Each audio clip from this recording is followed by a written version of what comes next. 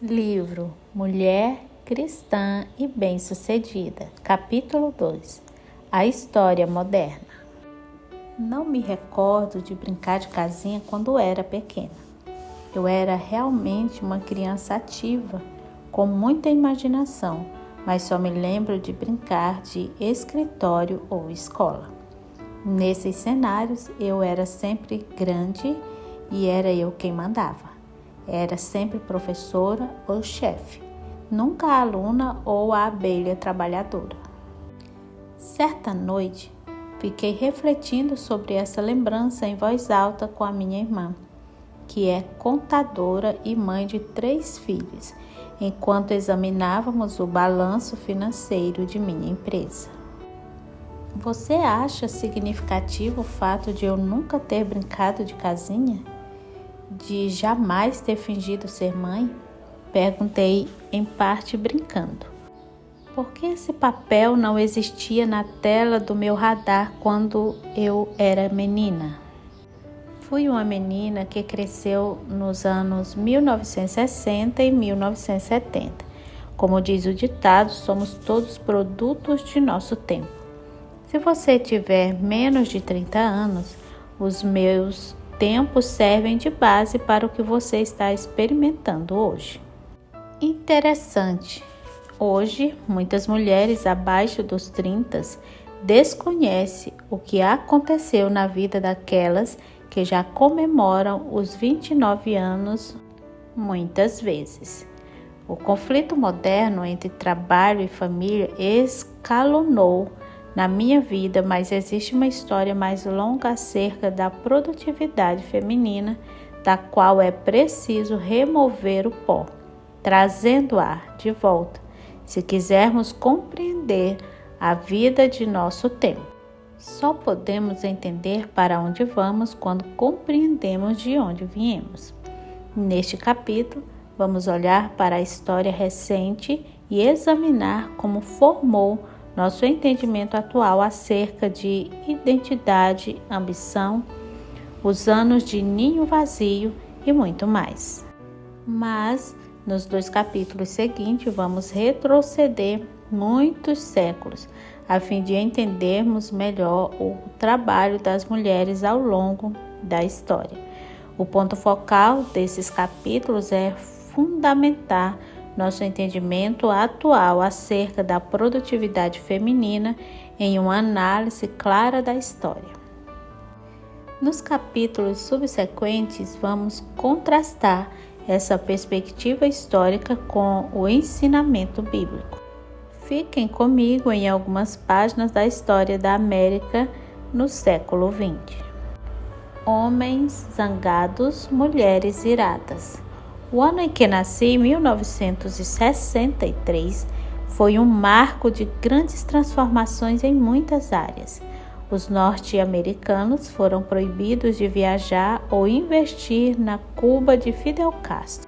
George Wallace tornou-se governador do Alabama e em seu discurso inaugural lançou um desafio: segregação agora, segregação amanhã e segregação para sempre. Betty publicou A Mística Feminina, dando início ao movimento de libertação das mulheres nos Estados Unidos. Os Beatles lançaram seu primeiro álbum. Martin Luther King fez seu discurso. O presidente John Kennedy foi assassinado em Dallas. E Gloria foi contratada como coelhinha Playboy. Em contraste com esses eventos culturais e políticos definidores, o trabalho como coelhinha de Gloria pode não parecer significativo, mas ela escreveu a respeito para denunciar um emprego apresentando como glamouroso e poderoso, mas que na realidade diminuía as mulheres. Não apenas pelas fantasias que elas vestiam nos clubes da Playboy. O artigo dela revelava as condições de trabalho e os abusos salariais sofridos pelas coelhinhas. O artigo elevou o perfil dela e, até o início dos anos 1970, Ela foi uma das líderes do movimento de libertação feminina e cofundadora da revista feminista MS. A Playboy refletia as tensões do local contemporâneo de trabalho que afetavam tanto os homens como as mulheres. De forma irônica, Hefner havia fundado a revista Playboy na década anterior como uma forma de se rebelar contra a pressão que os homens sentiam de se conformar com o papel de ganha-pão. Como um historiador observou, Hefner percebeu essa alienação sentida por alguns homens em seu trabalho muito antes de o movimento de libertação feminina estourar. Em 1953, Hefner fundou a revista Playboy para dar voz à revolta contra as responsabilidades familiares dos homens. Hefner insistia em que os homens deveriam gozar o prazer que a fêmea tem para oferecer sem se envolver emocionalmente, ou pior, a responsabilidade financeira. Na primeira edição da Playboy, um artigo intitulado Miss Cavadora de Ouro de 1953 atacava as mulheres que esperam que os homens as sustentem. Outro artigo do mesmo ano lamentava o número de tristes maridos que andam cabisbaixos pelas ruas, controlado pelas mulheres nessa terra dominada pelas mulheres. Por volta de 1956, a revista já estava vendendo mais de 1 milhão de cópias por mês. A maioria das pessoas identifica a turbulência dos anos 1960 como o ponto de virada da história norte-americana quanto aos papéis de gênero e família. E de muitas maneiras foi mesmo, mas havia uma longa história precedente. Fabricando uma nova normalidade. Alguns apontam para os anos 1950 como ideais, reclamando em alta voz que desejariam voltar àquela década. Mas se afastarmos a cortina da nostalgia, descobriremos que os anos 1950 foram uma década marcante, com fortes subcorrentes de reviravoltas. A Guerra da Coreia, a Guerra Fria, a integração racial e a campanha por direitos civis. A paranoia em relação ao comunismo e a introdução do rock foram fontes de algumas dessas tensões. O que mais caracterizou os anos 1950 foi quanto as pessoas trabalhavam para criar uma nova normalidade. Depois dos transtornos e das perdas de 2 guerras mundiais e da Grande Depressão, essa nova normalidade incluía novas formas de viver enquanto a economia era fortalecida. Com marco no final dos anos 1940, a expansão para os subúrbios alterou de modo substancial a paisagem americana, com milhões de novos lares sendo construídos. A economia cresceu rapidamente e até meados dos anos 1950, mais de metade da população tinha níveis de salário de classe média. Até o final da década, quase 2/3 de todas as famílias americanas eram proprietárias de suas casas. 87% tinham televisores e 75% eram proprietárias de automóveis. Essa nova normalidade é o que hoje nem consideramos novidade, mas essa rápida expansão da classe média afetou de maneira significativa as famílias americanas de meados do século passado. Como observa um historiador, a vida da família era mostrada num lar repleto de novos bens de consumo. Nos anos 1950, as aparições de consumo faziam parte da construção da família pós-guerra. Em sua edição de abril de 1954, a revista anunciou a era do sentimento de unidade em que homens e mulheres construíam um modo de vida novo e mais caloroso, como família que compartilha uma experiência em comum. Nas revistas femininas, esse sentimento de unidade era sempre mostrado em um ambiente cheio de aparelhos eletrônicos modernos e outros novos produtos de consumo. Nos 5 anos depois da Segunda Guerra Mundial, os gastos com alimentos nos Estados Unidos subiram modestos 33% e os gastos com vestuário apenas 20%, mas as compras de móveis e aparelhos domésticos saltaram para 240%. Enquanto a propaganda comercial e a televisão criavam uma imagem doméstica de uma família satisfeita com seus reluzentes aparelhos domésticos, as tensões decorrentes da Guerra das Mães e a busca por equilíbrio entre trabalho e vida pessoal começavam a fervilhar. Esses itens eram alardeados como aparelhos para economizar o tempo, mas a realidade era que não só tornavam mais fácil o trabalho, como também aumentavam o padrão de limpeza. Os estudos mostram que, em consequência, as mulheres gastavam mais tempo com o trabalho doméstico e não menos. De forma irônica, as mulheres que haviam trabalhado nas indústrias agora estavam vendendo isso como a nova normalidade. Durante a Segunda Guerra Mundial, o governo dos Estados Unidos havia promovido amplas campanhas de propaganda para atrair as mulheres para a força de trabalho, a fim de ajudar nos esforços da guerra. Essa campanha foi dirigida pela Comissão de Trabalho para a Guerra, uma agência federal criada para incrementar a manufatura de materiais bélicos. O governo pressionava revistas, cinema, jornais, rádio e expositores dentro de lojas para estimular as mulheres a entrarem no mercado de trabalho. Mais de 125 milhões de anúncios foram feitos com pôsteres ou propagandas de página inteira nas revistas nesse período.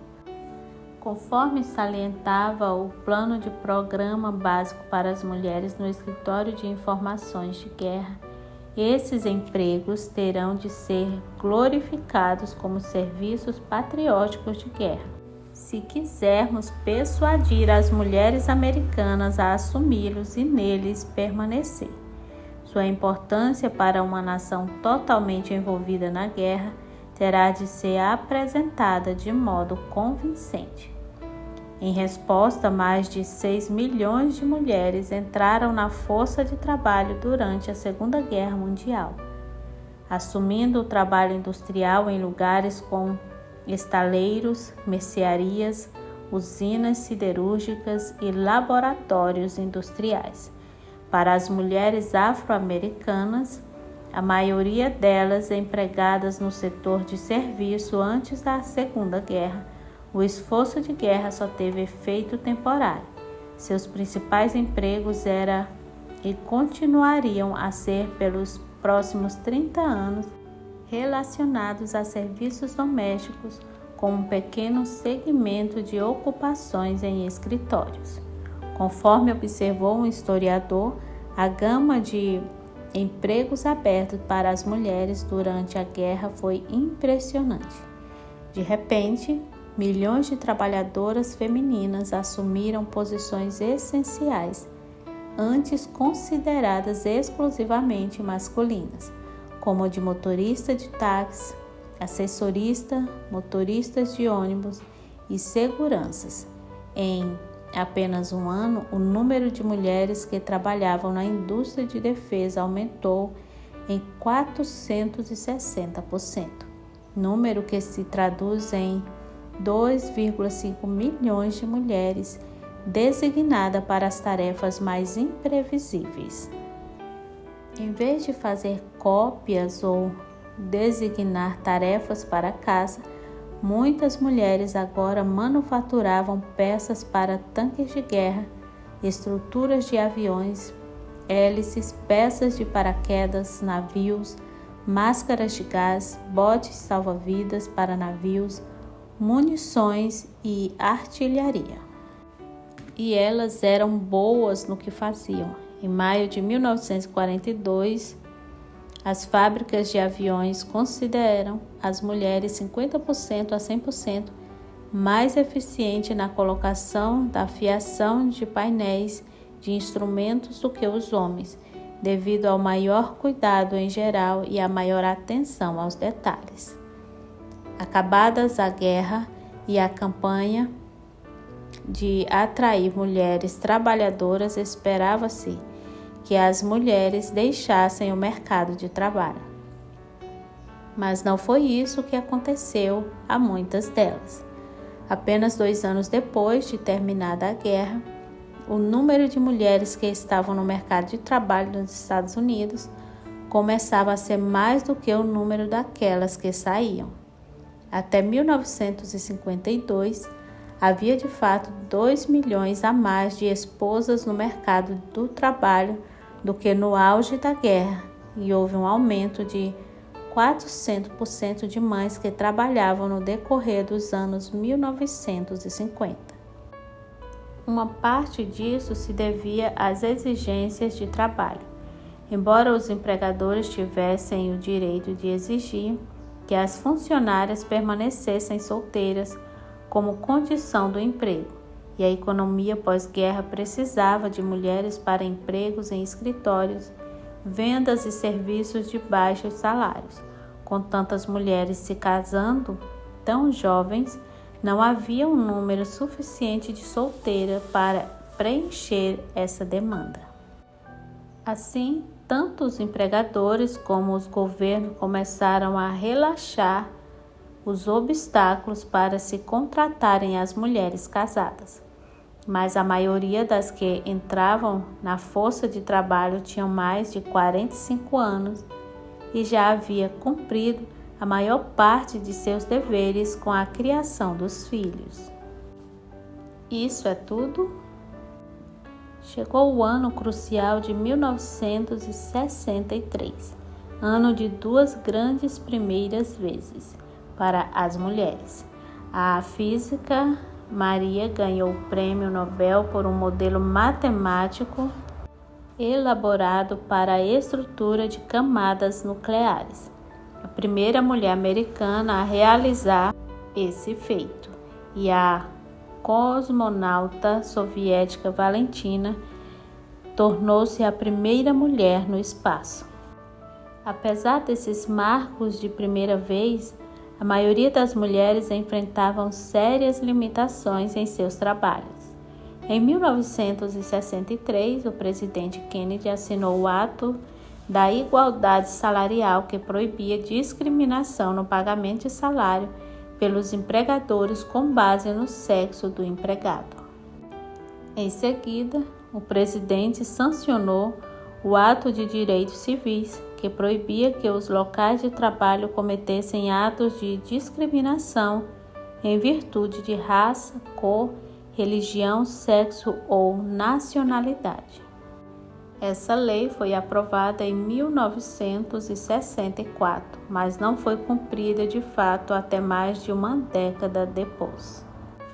Na mesma época, Betty começou sua turnê de publicidade para o livro A Mística Feminina, desafiando a ideia de que as mulheres deveriam sentir-se realizadas apenas como esposas e mães. Ela introduziu a ideia da síndrome da dona de casa engaiolada, assinalando que as mulheres donas de casa estavam se perguntando: isso é tudo? Ela estava decidida a transformar o papel das donas de casa americanas e conseguiu seu intento, desencadeando a segunda onda do feminismo nos Estados Unidos. A primeira girou em torno da campanha do século XIX, a fim de obter o direito de voto para as mulheres. O livro dela é considerado um dos mais influentes de não ficção do século XX, mas a historiadora Glenna observa que, embora esse livro tenha sido importante e impactado profundamente seu tempo, os argumentos dela eram deficientes. A mística feminina tem de ser tratada sob dois aspectos: como documento e como análise. No primeiro caso, o livro é uma fonte valiosa. No segundo instante, seu valor é diminuído pela falta de perspectiva histórica da autora. Ela estava irritada com os acontecimentos dos anos 1950 e exagerava a novidade da situação da dona de casa suburbana em relação às décadas anteriores. Além disso, por haver escrito antes do renascimento da história das mulheres, faltava-lhe qualquer entendimento sobre a versão de domesticidade do século XIX. Irritada demais para ser totalmente justa, ela presumia que o papel de donas de casa era apenas algo de que as mulheres tinham de ser libertadas.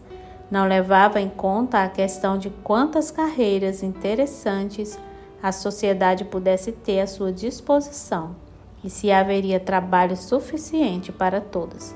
Será que a mulher que só encontrava trabalho mais desvalorizado fora do lar estaria em melhor situação do que a dona de casa?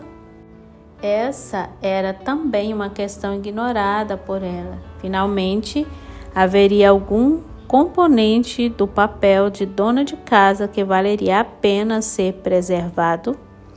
Se houvesse, ela não o mencionou. Em vez disso, argumentava que as mulheres precisavam de algum propósito maior do que o trabalho doméstico e comprar coisas. Certamente, as mulheres precisam de um propósito maior do que o trabalho doméstico e comprar coisas. Mas todos os tipos de trabalho têm suas tarefas corriqueiras e entediantes. Se focarmos apenas essas tarefas, será fácil perder de vista o grande alvo dos esforços. Porém, Medium está certa ao criticar ela por não ter considerado o estado vigente do mercado de trabalho para as mulheres nos anos de 1960. Naquela época, os anúncios de precisa-se eram segregados por sexo, oferta de trabalho masculino e oferta de trabalho feminino. Não havia leis contra assédio sexual. Os empregadores tinham o direito legal de mandar embora a mulher quando ela se casasse ou ficasse grávida. No caso das comissárias de bordo, naquele tempo aeromoças, elas podiam ser mandadas embora se engordassem ou passassem dos 30 anos. A maioria das mulheres eram impedidas de receber hora extra e, em alguns estados, tinha de levantar mais de 15 quilos, o que limitava os empregos disponíveis. A vida era mais dura para as mulheres não brancas, que enfrentavam tanto a discriminação por sexo como o racismo no trabalho e ainda assim tinham de trabalhar. As esposas que não trabalhavam fora de casa também se encontravam em posição precária. Naquele tempo, somente 8 estados davam à esposa direito legal sobre o salário ou a propriedade do seu marido. Em dezembro de 1962, a revista publicou um artigo sobre a condição das mulheres americanas, incluindo a pesquisa de opinião feita por George, com mais de 1.800 mulheres americanas. Ele encontrou apenas 2 pequenas imperfeições na vida das donas de casa americanas dos anos de 1960. Uma era o que ele descreveu como o desejo um tanto queixoso das esposas de serem mais elogiadas por seus maridos e filhos. Uma mulher explicou: o homem recebe sua satisfação com seu cheque de pagamento e por outros pedirem os conselhos dele. O prestígio de uma mulher vem das opiniões de seu marido a respeito dela. A segunda preocupação dele era o quanto ao que essas mulheres, agora tão focadas no casamento e em ser mães, fariam nos anos vazios, depois que os filhos crescessem e saíssem de casa. Nenhum dos entrevistados mencionava isso como um problema, mas ele se preocupou com a falta de antevisão a esse respeito.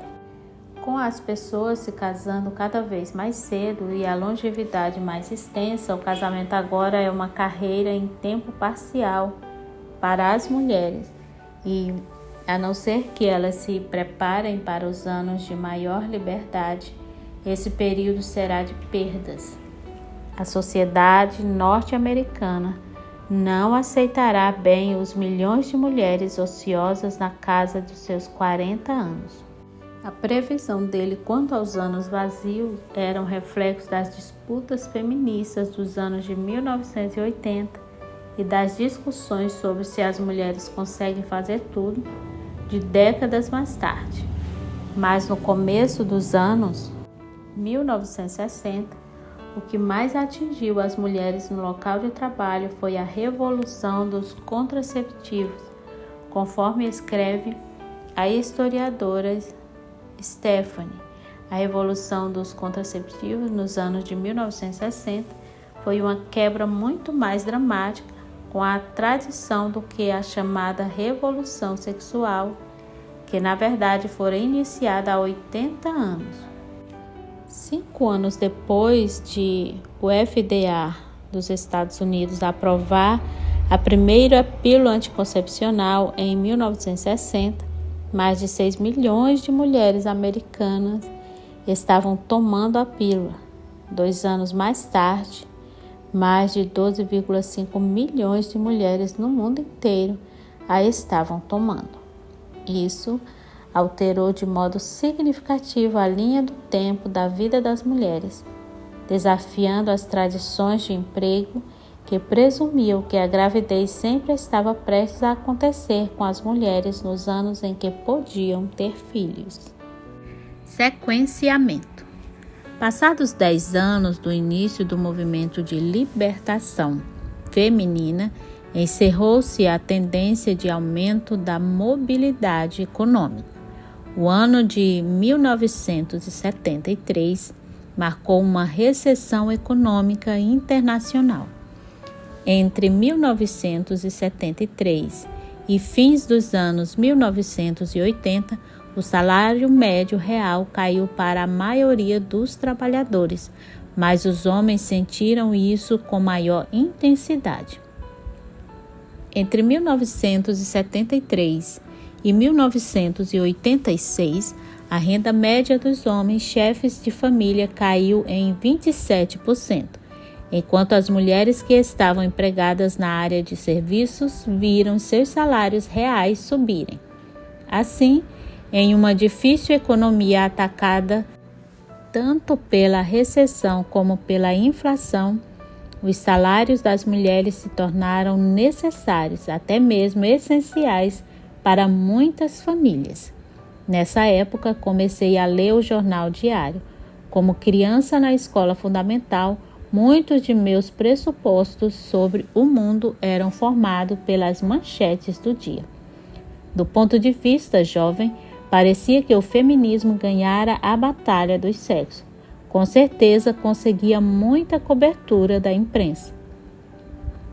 Tudo que eu lia ou ouvia parecia referir-se a mulheres e trabalho. Cresci acreditando que eu teria um futuro fabuloso fazendo algo bem interessante.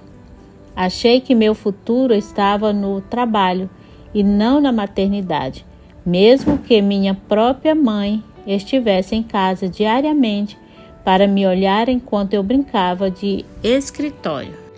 Crescer com insegurança econômica também ajudava a moldar meu pensamento. Lembro-me claramente da banda de nossa escola de ensino médio aproveitando a crise do petróleo depois da Revolução Iraniana vendendo rosquinhas aos motoristas que ficavam em longas filas para comprar gasolina racionada. Tudo parecia bastante caro e escasso, o que era mais um incentivo para eu me certificar de que conseguiria ganhar meu sustento. Quando me formei no colegial e entrei na faculdade, no início dos anos 1980, a maioria das barreiras legais para a igualdade no trabalho e para a igualdade de remuneração das mulheres havia acabado. A lacuna entre os salários dos homens e das mulheres ainda existia, mas era vista como uma luta individual. Nas aulas feministas de estudo sobre mulheres, na faculdade éramos ensinadas a nos comunicar de forma direta e assertiva e a negociar nosso salário. Características masculinas e uma das razões pelas quais mais homens do que mulheres obtinham sucesso no mercado de trabalho. Falávamos muito sobre a rede de trabalho dos velhos rapazes e sobre assédio sexual no trabalho. Assim mesmo, as divisões na teoria feminista fervilhavam e eclodiam. Nos anos 1980, o feminismo dos anos 1960 era visto como tendo sido de assimilação. Tinha enfoque na fundamental similaridade entre homens e mulheres a fim de promover a igualdade e dar às mulheres oportunidades tipicamente reservadas aos homens. Mas, nos anos 1980, algumas feministas começaram a considerar como as mulheres como grupo eram diferentes dos homens como grupo, e as discussões giravam em torno de afirmar essa diferença como algo legítimo e positivo.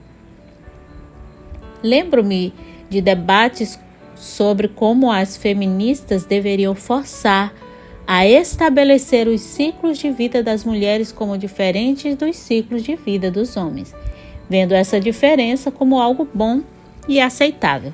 Isso era chamado de feminismo da diferença, mas o termo que me lembro de ouvir mais naquele tempo era sequenciamento. Em vez de afirmar que as mulheres deveriam seguir a mesma linha do tempo e o mesmo ciclo de vida dos homens, as sequenciadoras defendiam o estabelecimento de uma linha do tempo diferente para as mulheres, reivindicando que a noção realmente radical seria afirmar a janela de fertilidade para as mulheres, permitindo que elas entrassem e saíssem de seus empregos conforme a necessidade de ter filhos, sem que fossem penalizadas por isso.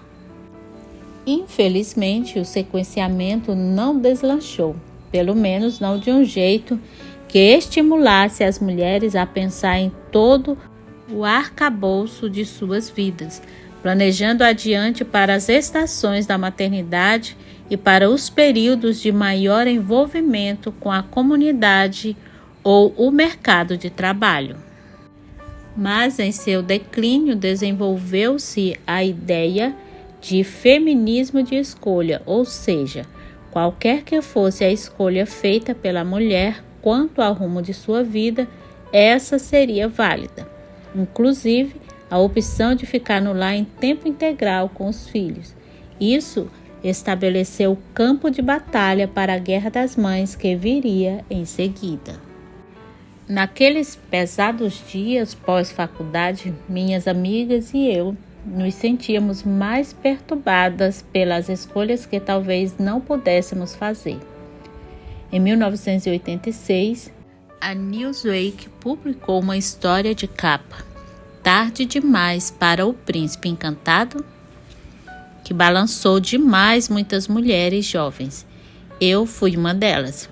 A Newsweek dizia que era mais provável uma mulher solteira, branca, de curso superior de 42 anos, ser morta por um terrorista do que se casar. Embora naquela época a idade dos 40 ainda me parecesse estar muito distante, fiquei preocupada com a possibilidade de essa afirmativa ser realmente verdadeira. Não era. 20 anos mais tarde, a revista Newsweek a revogou. A historiadora Stephanie diz que a razão pela qual esse ditame parecia verdadeiro era algo que chamamos de efeito de independência. Diz a teoria que as mulheres procuram parceiros que sejam bons provedores. E quando a mulher tem boas possibilidades de ganhar por si própria o seu dinheiro. Uma teoria relacionada, denominada efeito de independência, prediz que ela terá menos incentivo para se casar. E se os homens acharão nela uma parceira menos atraente. Além disso, se uma mulher nessas condições se casa, estará mais propensa ao divórcio do que outras mulheres. Por séculos, o efeito da independência tinha considerável peso na Europa Ocidental e na América do Norte. Até os anos de 1950, mulheres de cultura superior eram menos propensas a se casar do que mulheres com menos educação formal. Mas, para as mulheres que nasceram de 1960 em diante, as coisas são diferentes.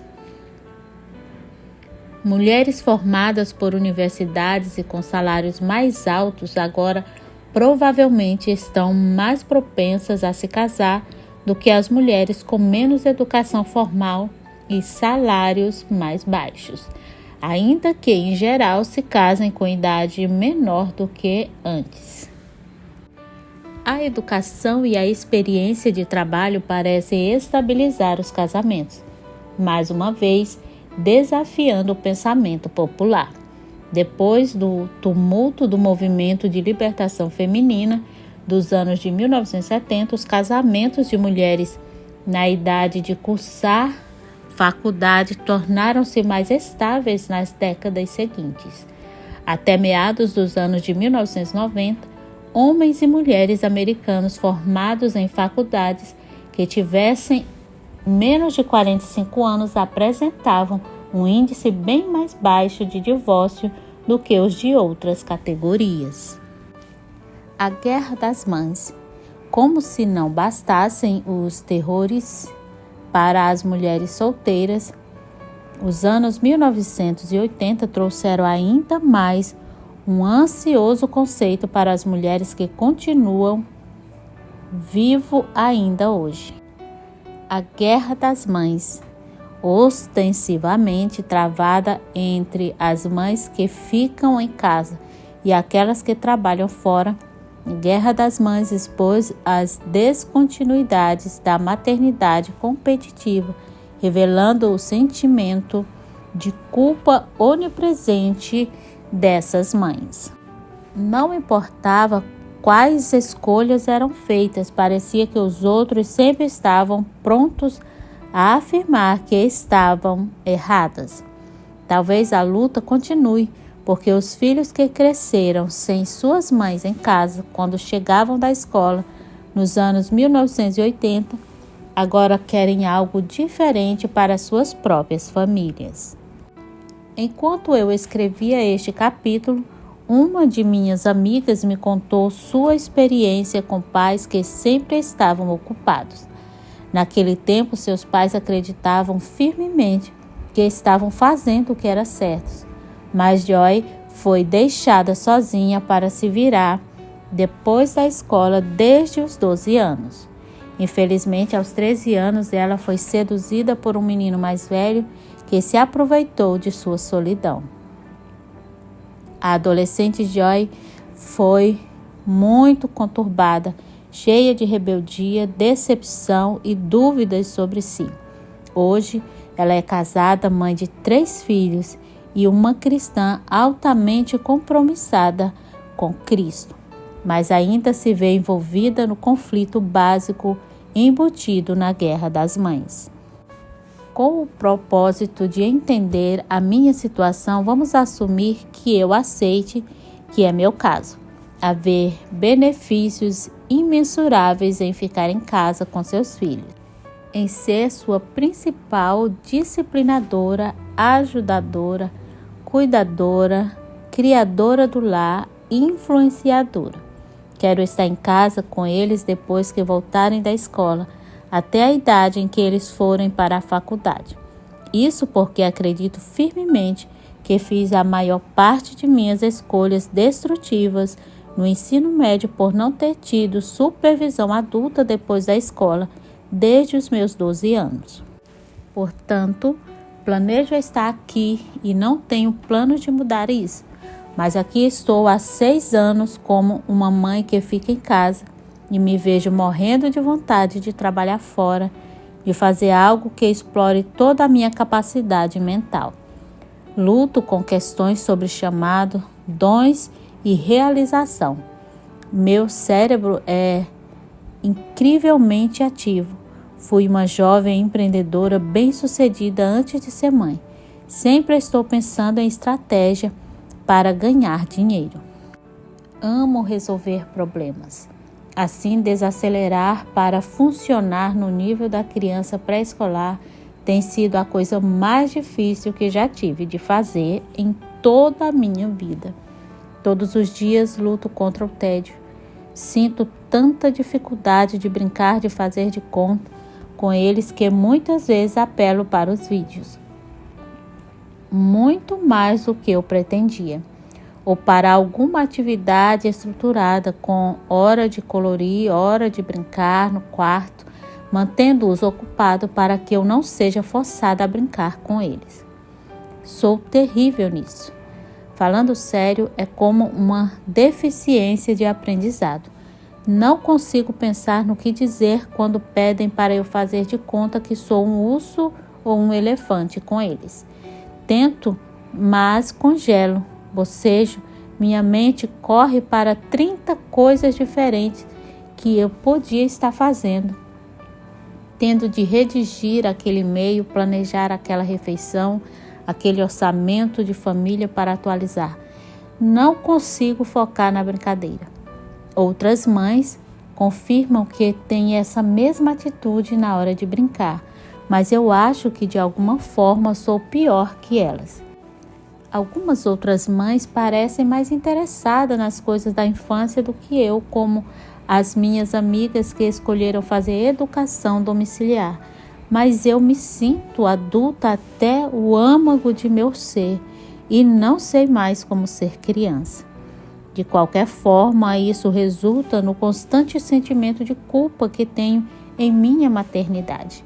Eu deveria me sentir realizada nessa área, mas não estou. Deveria ter prazer em brincar com meus filhos, mas não tenho. Não tenho o dom de brincar o tempo todo com criancinhas. Daí, faço o melhor que posso e os abraços e tento jogar eventualmente um jogo de mesa, mas me sinto um fracasso. A vida com crianças pequenas é tão aleatória e cheia de interrupções que é difícil manter a vida doméstica e os horários perfeitamente organizados. Desconheço qualquer mãe que consiga fazer isso. Será que posso ter alguma esperança de ser boa nisso? O que a Bíblia diz sobre as mães que são chamadas a trabalhar com suas habilidades visando ao lucro? Será possível algumas esposas e mães como eu serem chamadas para trabalhar mais do que outras? Será que é pecado as mães quererem trabalhar nas coisas de que gostam mais do que ficar focadas no lar? As mulheres de gerações antigas ficariam surpresas com a ideia de Joy de que o papel da mãe seja o de brincar o tempo todo com os filhinhos. Ao longo do tempo, a maioria das culturas via os filhos como um acréscimo à produtividade da família. O trabalho de gerir um lar era de intenso labor e não se esperavam horas de diversões, conceito que examinaremos nos capítulos que se seguem. Mas as questões levantadas por Joyce são válidas. Por mais que supostamente tenhamos avançado no feminismo, O comentário de Joyce soa muito semelhante ao das mulheres entrevistadas 50 anos por Beth. Isso é tudo? Talvez não estejamos vendo as coisas sob a perspectiva correta. Talvez sejamos muito mais moldadas pelas histórias recentes do que percebemos. O fim dos homens? Com certeza, essa é a hora de sermos claros quanto à produtividade das mulheres, pois estamos no auge de outra profunda mudança cultural. Cada vez mais mães jovens estão se formando nas universidades e conseguindo mais empregos do que seus parceiros do sexo masculino. O ponto de virada chegou em 2010 e foi alardeado em um artigo bastante lido na revista Atlantic intitulado O Fim dos Homens. No começo deste ano, pela primeira vez na história americana, o equilíbrio da força de trabalho se inclinou para as mulheres, que hoje têm a maioria dos empregos do país. A classe operária, que há muito define nossas noções do que é masculinidade, aos poucos está se tornando um matriarcado, com os homens cada vez mais ausentes do lar e as mulheres tomando todas as decisões. As mulheres dominam as faculdades e as escolas profissionais da atualidade. Para cada 2 homens que receberão seus bacharelados, esse ano 3 mulheres o receberão. Das 15 categorias de trabalho projetadas para maior crescimento na próxima década, nos Estados Unidos, todas, à exceção de 2, são preenchidas principalmente por mulheres. Essa mudança apresenta profunda implicação para o futuro da família americana. Conquanto seja bom que tenham acabado a discriminação contra as mulheres e a desigualdade das leis, não é bom marginalizar os homens. Nenhuma sociedade se beneficiará lançando as mulheres contra os homens. Temos de desenvolver soluções melhores.